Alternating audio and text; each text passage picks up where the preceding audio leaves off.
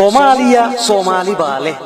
macnaha guud ee hadafkayga ayaa ah dal waliba waxa dhisan muwaadin mustaqbalka doonaya inuu harsado hooskiisa haddana jecel inuu ku faano waaye badan kaalinta uu ku lahaa ilaa waa dalkiisa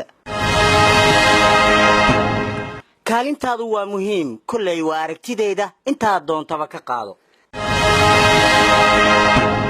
caasimada dalkeena ee Muqdisho ayaa hadda u gudubtay halkii uu jeedku ahaa maamuuskii bari maanku uu ka guuxayay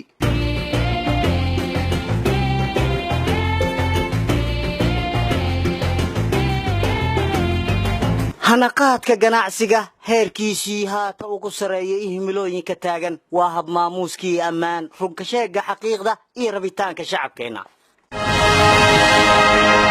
haddaba muwaadin heer walba oo aad joogto iyo hamigaaga si walba uu yahay ogow kaalintaadu waa muhiim inta aad doonto ka qaado